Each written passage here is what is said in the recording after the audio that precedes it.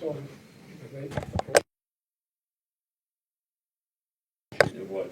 Okay. Thanks. And when we're ready. Okay, we'll resume our regular session, and we'll move on to the personnel report. Okay, I'd just like to add two changes. Change the status of Darren Mingus from part-time correctional officer to part-time correctional officer Teamsters, effective August 24th, 2020. And also to terminate Ally Parker from her position of corrections officer, effective today, August 19th, 2020. Move to adopt. Do we have a second? Oh, Second. All in favor? Aye. Is there any opposition? Motion carries. All right, we'll now move on to old and new business. Old business, Gordon? Okay, old business, the first thing I have is the prison study evaluation proposal. And Okay, and I can comment on that. The proposed contract went out to the vendors. They reviewed it. They got back to myself and the solicitor, Dan Miscavige. They requested some minor changes. Attorney Miscavige is working on those, and we think that we're going to have a final product ready for vote and consideration at our next meeting. the next thing I have is the proposal from GTL on upgrading our jailhouse management system. And along with that is that they would afford us a body scanner to check the inmates as they come in and see if they have any type of contraband or anything on or in their person. These actually do an x-ray of the full body. And, you know, it's pretty highly effective for the combating of contraband. Also, in addition, because they would be providing that to us at no cost to the county, they would like to have inmate tablets put in the facility as well. This would be something that, you know, would kind of check off a lot of boxes for us. You know, right now that we're in the middle of this COVID pandemic, we haven't had any visitation for the inmates since pretty much the beginning of April. You know, these tablets would be have the capability of doing video visitation as well as messaging with their family members that could be you know, monitored by the facility. Right now, we've been lucky. We haven't had any type of issues with the inmates. They've been, you know, pretty well behaved. But, you know, right now, like I said, they haven't seen a family member or friend face to face since the beginning of October, or April, I'm sorry. So, you know, that's something that you know, these tablets would check off. They'd also be capable of downloading our law library system on it, which would cut down on the movement of inmates from their housing units to the library, which obviously would cut down our chances of contraband movement as well. Their request and grievance forms can be put on the system. Educational component with GED classes as well as job skills. And, you know, like I said, the system is monitored 24/7 by the CCF staff. We would obviously put together a policy and procedure for these. You know, it's not something that the inmates would get to quote unquote play with, you know, a whole day. They actually don't even work in their cells. They'd have to be out in the day room with them. You know, so whether we decide if they want, we give them an hour a day to utilize them, 2 hours a day, whatever that may be, you know, that would be up to the facilities what would best fit our needs and wants at the time. As far as the messaging, you know, it is programmed with keywords from a list generated by the FBI to identify possible nefarious activity, and would alert the staff and would not actually send that message to the inmate until we would review it and either, you know, approve or deny that message, and can also be customized with words or phrases that are local to the area as well. So I don't know if there's any other questions, concerns on these, and I'd entertain any of that at this time. Okay, we'll open up the floor for any debate or comment. The only thing that I have, I mean, I'm sold on the body scanner. The tablets, I'm not. So I think we should maybe do a little bit more research on this body scanner. And, I mean, I look at it, if we gotta buy one and we need it, we should get it, but I need a little bit more information on these tablets. I mean, I think it's, like I said, I'm not sold on it. I'm ready to move the vote on this, actually. And I think, I don't know if a motion has been made, but I'm ready to move and vote on this once the discussion is. Okay, all right. So just a couple of comments I want to make. I think we had these individuals here at our last meeting, and they talked about the benefits, and it was a sales pitch, obviously, we all know that. But it really isn't no cost, unless I miss something. Our reimbursement would be less if we take the body scanner. So there is a hidden cost there. If we opted, as Rocky said, to get the body scanner by itself, and we opted to allow these tablets in later, we're actually gonna have more of a reimbursement. So it's not really no cost, although I don't know what the significance is. The other issue that I had, and I expressed that last time, is, the sales pitch talks about how we can schedule and program in certain keywords, and these things can be observed and there's oversight, but there was no talk of the personnel needed to conduct the oversight, and that was an issue that I had. Yeah, we can do all that stuff, but who's gonna be watching it? So we need, if we don't have personnel watching it, it's not gonna do us any good. And I like the idea of the body scanner. As the warden and I have talked many times, I think it's a necessary piece of equipment we need. The question I have is the avenue we need to get it there. And the final comment I want to make is I'm reluctant to move forward with something of this size and magnitude without the benefit of the prison study. I think we're going to learn a lot from that prison study, and I know that GTL wants to do this now, but the question I need is, if we would decide to do this in a year, is there any drawback from doing that? I know, we can keep going with our contract now, but I'm sure GTL will want to talk to us again if in a year we say, hey, we're now interested, can we redo this contract? I'm sure they're not going to say no, my guess. Well, and the bigger picture on that right now is, the whole reason I kind of went to this is because we need our system upgraded. Currently, right now, we're running an older version of their system. I did order new computers for this year's budget, which are sitting over in IT right now because we can't use them because the current system we're running is not compatible with the new computers. So, if we want to scrub this idea, I then make the recommendation that we just go ahead and upgrade our JMS system without all these bells and whistles. Because it's something we have to get done here, to get the computers up to the facility and get everything up and running, that we have. So, that would be my only concern of waiting. I mean, can we, a year from now, say, okay, let's look at the tablets or something? Absolutely. They're always willing to listen no matter the time. But with this, if the board's looking at, they want to go a different route with getting the body scanner and not getting the tablets at this time, then I just would ask that I could go back to them and get some type of proposal from them just to upgrade the system so we can get things moving with the computers. Yeah, because you look at it like the price that they gave us for the body scanner, I'm sure that's the retail price, that's the highest price that you can get.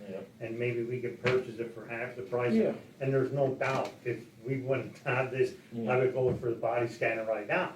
Right. But, it's something that's needed, but I said, I'm just not sold on the tablets. Yeah, and I think this is a one-size-fits-all body scanner. This is the same thing they would have offered to any other correctional facility.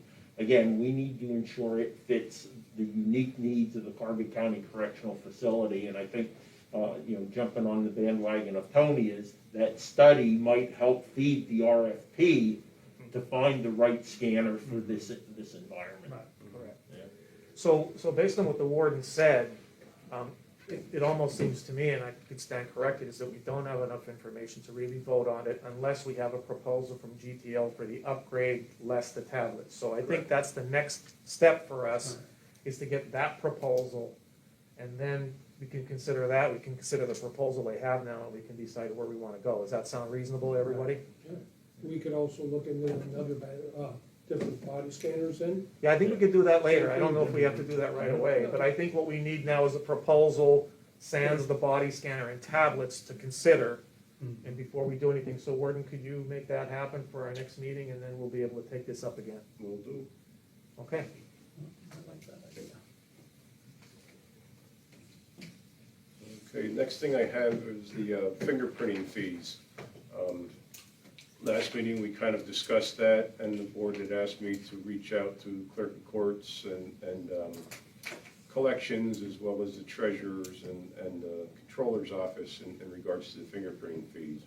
But what I found out is that when we collect the fingerprinting fees at the $75 fee, those monies are taken to the various MDJ offices or the collections office, and they're put in the offender's escrow account. So we don't receive that full $75 right away.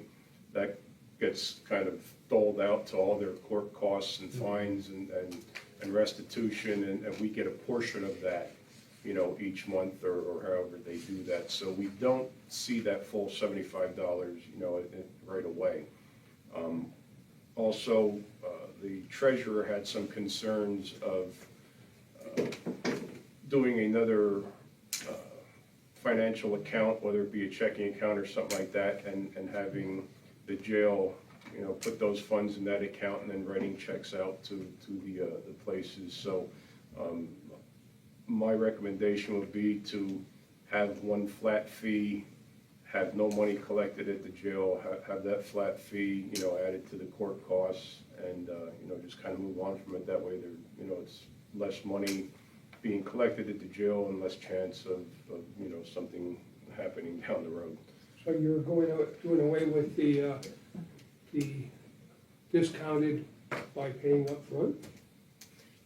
That, I think, is about the best option right now, unless we have something in there that those individuals pay that discounted fee right at the magistrate's level or something like that. I don't know if that could When be we possible. instituted this, the discount fee was to ensure that we would get the funds up front and wouldn't have to worry about going to collections. They sit in collections and we don't collect it at all. And that's one of the reasons, the way I remember it when we implemented this years ago, was that's why we did the pay up front. You get the $75 fee instead of the, what's the other fee, $100? The $100 if they don't pay $100 it. if what it we're- goes to collection, but then we don't collect as much money from the inmates, so. And what we're seeing right now is about a 25–30% collection in fees at the discounted rate. So you only have That's all. 25 to 30% of people taking advantage of the discounted fee That's anyway. low, yeah, that's low. It's not So what that's we were pretty sold low. on, no. Right. So I just want to make a comment on this, and this is after numerous conversations with the warden and the court administrator and others. So this kind of ties in a little bit to the e-pay bail system, and it kind of goes back to some issues that were arisen under Mark's predecessor, is that we're trying to eliminate the jail carrying money around. I mean, that's an issue. It's a big issue for me. And we're working through the e-pay bail system where most of that will be eliminated on bail. So the only thing that would be remaining would be these fees that are being collected. And it seems like we have a reasonable alternative to have these added to court costs, or have them paid at the magistrates, or have them paid directly somewhere else. Now, as far as the discount goes, we're not sure about this, but there may be a way to allow that if there's notifications on a time schedule. So if I'm not mistaken, I think that the discount applies if it's paid before the preliminary hearing. Is that right, Warden? Correct, yes. So if someone comes in and pays it, as long as the warden or whoever collects the money or does the fingerprinting notifies the court that it was done on a certain date, that date can then be entered into a formula on the computer where they could say, because it was paid prior to the scheduled preliminary hearing date, they're entitled to a 75% reduction. Therefore, only 75% of the fee is added the $75 is added to court costs rather than the 1,000. So I think that's a possibility if we want to add that component, but then there was just some discussion on whether it's even worth it if you only have 25 to 30% of people taking advantage of it. So that's where we are. I had a question. In terms of that machine and doing the fingerprints, the live scan, what about, are there civilians that come in there, not prison population, to get them done, like for adoptions or name changes? And how do they pay them? They do, and we charge a $20 fee for that, for, you know, people that want just a card printed for work, or like you said, for adoptions or something like that. That money is green sheeted and done through the green sheet system. Okay. So what you're asking, Warden, is to eliminate the collection of monies at the prison? Yes. And as controller, I think some other people feel the same way. One of my personal goals is to try to reduce as much cash handling as we can through the county offices, because realistically, that's where the abuse happened in the past. So I think anything we can go down that road is a good thing. So when we do collect the fees through the Bureau of Collections there, when would the county or the prison be reimbursed for those costs of operation of the live scanning net? Well, basically, what you're looking at is whenever they pay on their fines and costs, we get a portion of that $75. Even if we collect the $75 up front and put that, you know, give that to the Bureau of Collections, once they put that in escrow, it's doled out over everything, so we get a portion of it. So, you know, it could be 6 months till we see that $75. It could be a year Because my or forever. issue is I Right. never see it sometimes. Right, so realistically, if the original intent was to get that money up front, that wasn't happening. Correct. So then the $75 reduced fee goes away and it's just $100. Or if the board decides something else, if they want to do something halfway in between that 75 and That's 100. been how many years since we implemented? We're going back around 12? 2008, 10, 12, somewhere around there, I think is when we did that, yes. I think the general consensus was, though, that if the county isn't seeing a benefit for the reduction in the payment, why continue it? And if the purpose was to get those funds up front, but if that's not happening, then what's the reason for the early discount? If we're not gonna get any of those monies any differently. Do any of these funds go towards restitution of that 75? Is any of it towards? We eventually get, if the individual pays their full bill, we Right. eventually get the full $75 or the full $100. Right, but I'm talking restitution to a victim. And I'm trying to understand the logic of why we're not simply charging cost. What does it cost us to provide the service? Now, if it was going as part of restitution to a victim, I could see where you increase the fees above and beyond what it actually costs to provide you the service. Right. But if it only costs $25 to provide the service, I don't want to put an unnecessary financial burden on that individual, the convicted individual, because again, I want that $50 they might be paying to go towards their family, or, again, I'm being kind of Pollyannish here, but that's where I'd like to see the money to go, and not simply because we're collecting more than we actually really need to run the service, to provide the service. Right, so I think there's two answers, at least two answers to part of your question there, Commissioner. So, and I don't know the formula, maybe the judge would know, I'm not sure, but when court costs and restitution are determined, Yeah. the law indicates who gets what first. Right. I'm not sure what that Yeah. is. But getting back to the $100 and the $75, I'm not sure, but that may be tied to grant monies that were originally stated on, here's how we plan to pay for this program Sure. and the equipment and so forth. Right. And we're gonna do it this way by paying, so there may be a hook Right. back there, but I can't Okay. say if that's true, Yeah. but I know that happened in other cases. And that's basically what, you know, those monies do, is pay for the individual that's doing the fingerprints, pays for when we have to do upkeep on all our maintenance and stuff on all the equipment. Just several years ago, we had to replace the whole entire machine at a cost of almost $20,000. Right, yeah. And that happens every so often, every 5-10 years that you have to replace a machine. So there are some significant costs in running the live scan. There are, but we should know those costs, because again, if we're willing to offer someone it for $75, we're not offering them $75 at a loss for us, right? At 75, we're still making, or at least breaking even. So if we know we have to buy a live scan every 10 years and it's gonna cost $20,000, that's part of understanding the cost of the service.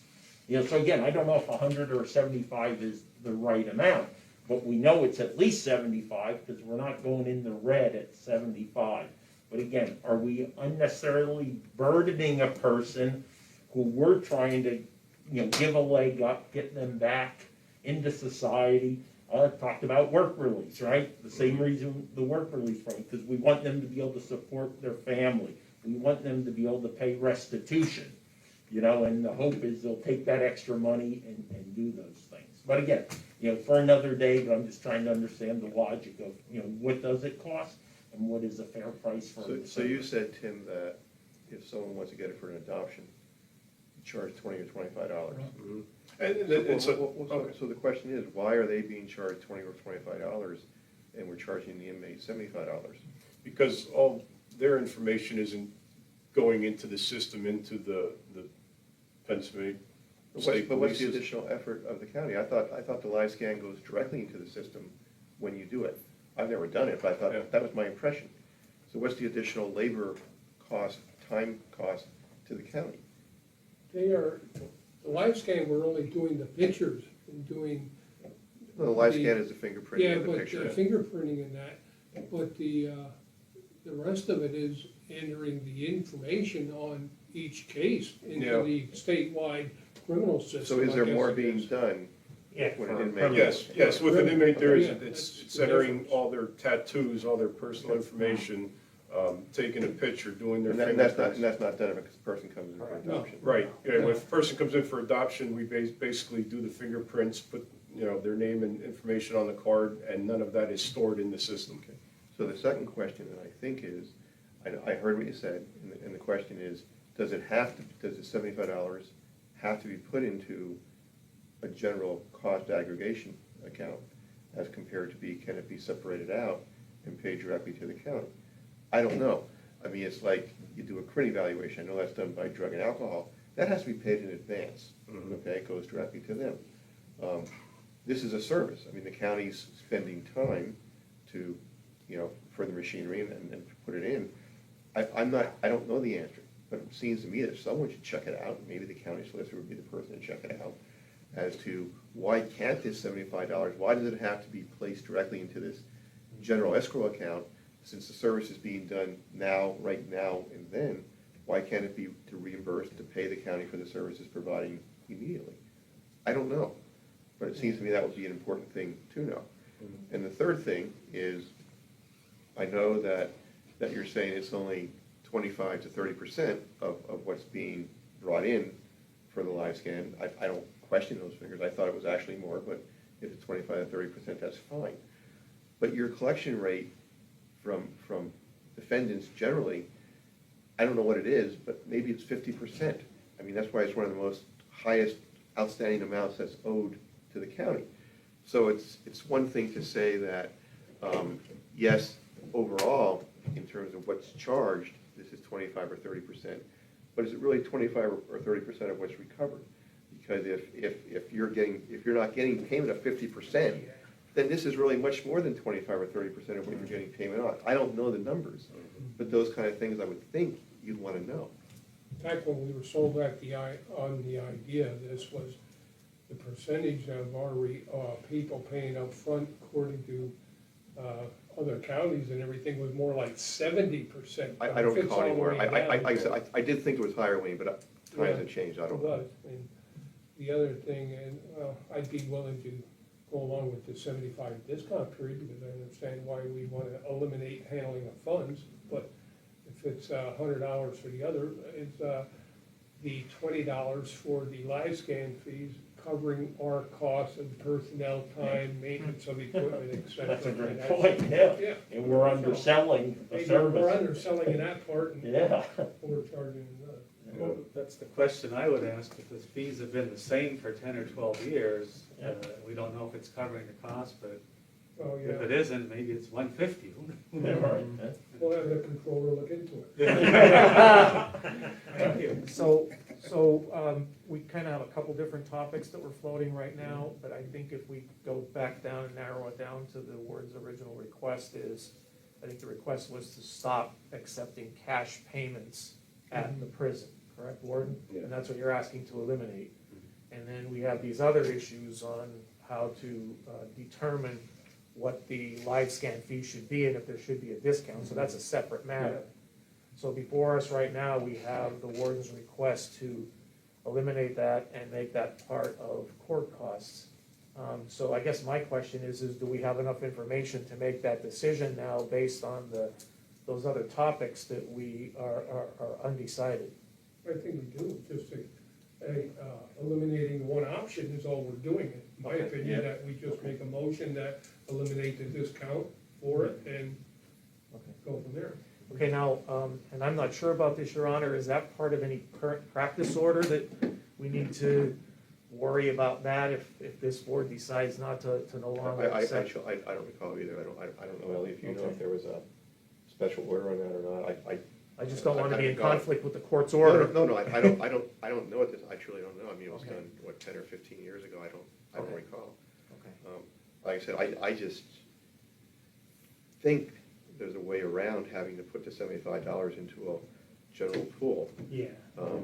But, and again, if the 75% was getting advanced payments that you may not be getting overall, and if you can get the funds directly back to the county, I'm not sure you want to change that, but Right. that's a And I decision of think- the group. And my recollection is, I just thought of this now, my recollection is when we were originally discussing that, and I think that topic actually came up, Your Honor. It may have, I don't. And the question was, why can't that $75 go into a separate account? And I think one of the issues was that then what you may have, if the $75 goes into a separate account and they don't take advantage of the discount, and then the $100 goes into the court costs, now you have a discrepancy where you have some cases that aren't showing court costs for live scan and some are.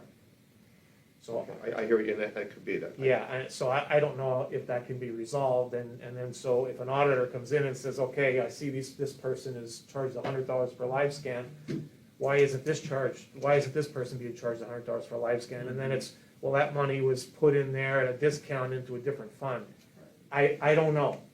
I don't know how that would work. I don't know, Mr. Controller. Next meeting, so we have that information, how many Consistency, I think, scans is the we're key. actually doing. Right, how so I many- don't know if that poses a problem for costs, and then I don't know if you say, well, we're gonna have a separate account for that $75, and then we're also gonna have that $100 go into there. I don't know what kind of system you need when that money's eventually paid to the clerk to funnel that money to this account. And I think that's what happens now. I think it goes back to the county, correct, Warden? Or if we then have that paid and that it comes directly to the live scan, then do we green sheet that kind of like we do the $20 fee for somebody that comes in for fingerprints for an adoption Right. or employment or something like that? I don't know, but then here again, then you're still collecting money at the jail. Right. So So, instead of putting that $100 onto their costs, that goes to collections, it's $100 less that's going on their costs to begin with when they do pay upfront. So, And the last comment I want to make is, the judge said that maybe we need to have our county solicitor look at yeah, whether we can have a separate fund to put this, and our solicitor is not with us. So it almost seems to me that we need to table this until we get an opinion At from least our we can look solicitor. into it, at least we got the money Right, in our is that- control. Is that kind of agreeable with the board here, that we need to refer this to our solicitor? how many of the members really got to see any of the live scan reports? Okay. The only time I get is. when Okay, it's so why don't we do requested, that? so- Why don't we table it and move, and refer it to our solicitor for review, and then we can bring it back up at the next meeting? We should get a copy of that on a monthly basis, so we know Yeah. what's going on. Okay. All right. And maybe, I don't know, Tony, if there's a way of retrieving, like you said, maybe this was analyzed 10 years ago. And maybe there's something, I don't know, I don't know if there was a letter of opinion from someone, if there was something. Yeah, I don't know, I mean, maybe it's easier to research it new, maybe it's easier to find out what's, I don't know. the reasons why it was Yeah, I done. just- I Do can't- you have I can't access to any recall. of those? Maybe the prison board records. First board records, but right now we don't have all of those. Oh, okay. Well, let's see, Warden, see what you could find, See what and you then can we'll find. refer it on to the solicitor and Okay. take it up again at the next meeting. All right. Okay, next thing I have is the proposal for psychiatric services. The current contract runs out, I believe, October 1. And I have a proposal from our current provider, Ethos Clinic, to do an extension for 2 years. The costs would remain the same, $150 for the psychiatrist or $125 for the physician assistant per hour for the above service proposals. And that would be for up to 4 hours per week. And they also have in here additional time can be discussed if the county deems that more than 4 hours per week are needed to provide care to the inmates. Any questions? So, the question I would have, Warden, is, are we satisfied with the current services we're being provided with? Yes. Do you see any reason why we wouldn't want to continue with what we're doing? At this point, no, I think, it's something that they work well with us. We've had no issues with them whatsoever. They're fairly local. Their office, I believe, is down where Emmaus is what you MHDS have used to in be. Huh? It says Emmaus here, I don't know if that's what you mean. Well, I believe the Dr. Abbas is down in Emmaus, but they do actually have an office here actually in Lehighton. So it appears to me that this is an action item that we can move on today. So I'll entertain a motion to, and what is it, to extend the contract, Warden? To extend the contract For a for 2 period of years. 2 years? And there's no change in the fees? No change in the fees at all. I'll make that motion. No. Okay, Motion to extend the contract. for 2 okay, years. second by Rocky, all in favor? Aye. Is there any opposition? Motion carries. Okay, the last thing I had under old business is the medical services RFP update. To the best of my knowledge, this past Monday was the due date for the bids to come in. I don't know exactly how many bids or anything we had that came in on time, and what the next option or timeframe is. Can we ask the chief clerk, can you Yeah. fill us in? There were 4 proposals sent out. St. Luke's, Lehigh Valley, Dr. Baddock, and Dr. McLaughlin. 2 proposals were received before the deadline. That was Dr. McLaughlin and Dr. Baddock. The proposals were opened by myself and the solicitor Tuesday morning. Dr. Baddock put in for the 2 years at $55,000 each year. And Dr. McLaughlin put in for $93,000 for each year, for the 2 years. Now, I do have the proposals scanned and in my system that I emailed them out to all of the board members to take a look at, because I know there were some concerns about the service that Dr. Baddock had provided as Penn Medical. And I think the warden is the only one who could advise you how that service has been for the beginning of this year to present. Okay, so, we all know, and I think this continued from last year into this year, that we had serious issues with the performance under the contract from Dr. Vadek's Penn Medical Group. And the warden has reported that it has improved, but I'm looking at it realistically, when you're coming up on a new contract, you're gonna improve your services so that you get it extended. I mean, that's just natural. I have to express my disappointment that St. Luke's and Lehigh Valley did not submit a bid, because we've been working with them on this project. And then, one of the, when I reviewed one of the contracts, or actually both of them, Ellie, so the contract basically says that we can agree to the 2-year contract, but either party could terminate with 90 days' notice. So realistically, we have 2 options to consider here. We can opt to go with one of these, and then if we continue to work with these other entities and find something better, we can still move on from it if the services do not improve or remain where they are now. So that's the comments I'm gonna make. It's open for discussion. Did Dan have a chance to review them at all yet for any comments? No, he had no comment. Do we have time, how long are the proposals good for? Do we have till next month so Oh, yes. the prison board has time to review them, and if Dan has any issues, and we can act on it next month then? The current One way or agreement the is other. good until October 1st. Okay.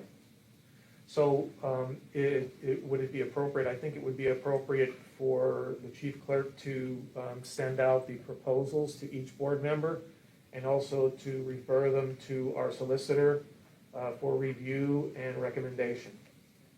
Does that sound reasonable? Yes. Do both of them have a 90-day opt-out, or is there only Yes. one? Yes. They do, okay. And what does Dr. Baddick charge now? I mean, I know he put a proposal in for 55, I think it's 53 or 54 so he right went up now. 1 or 2,000. Yeah, it's only like $1,000 a week Right. it worked out to be, I think. Right, right. I mean, if you recall, and I don't know how much of it was this year, or how much was last year's, we were really left in a lurch when Dr. Baddick and his people stopped showing up. And we didn't have a backup plan, so that's why we started this search. So, okay, let's, with the agreement. Is it appropriate to inquire why Lehigh Valley and St. Louis didn't Well, put a I think proposal in? that's something that we could probably pursue, and that's why we're gonna ask those who were involved to see if they can And I find out what happened. I think what the problem is they're not in the business of, just like the food services that come in, it's a different food service that's in the prison, what's in a school. And I think with them being in the hospital business, being a medical group in the prison is an altogether different thing.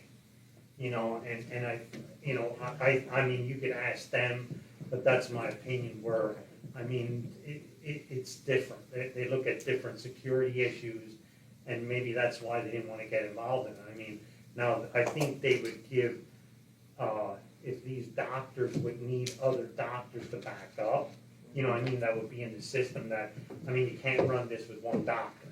You know, you have to have, 2 of them maybe on staff. I think they'd be willing to give some of their doctors to help out, but I think to give a contract like this, it's just an altogether different, let's say, ballpark for them, like I said. And the only way I can compare it is, like, the prison food is different than what it is in a school. So I mean, that's what I think, what they're looking at. Okay, well, I think that this next month will give us an opportunity to find out. Yeah, Maybe if we yeah. inquire, Yeah. find out why they may or may not be interested, Mr. Controller.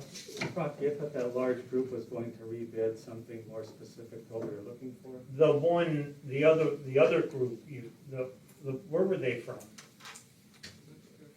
The other one that bid McLaughlin? for the 93,000, where were they Oh, from?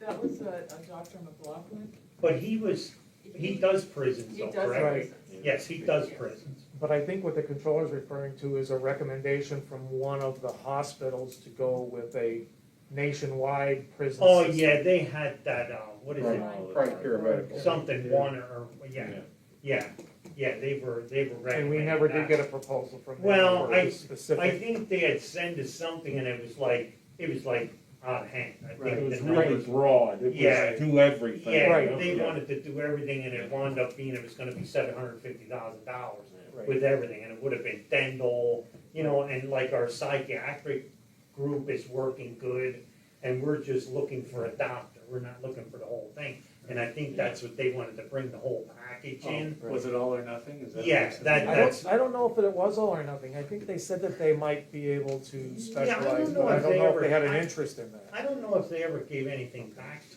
us. You know what, though, I will say, now that I think about that one, Rocky, I remember we looked at it, it was absurd, but we really didn't look at it. I mean, what are our dental costs? You know, what were they gonna do in-house that we send out-house?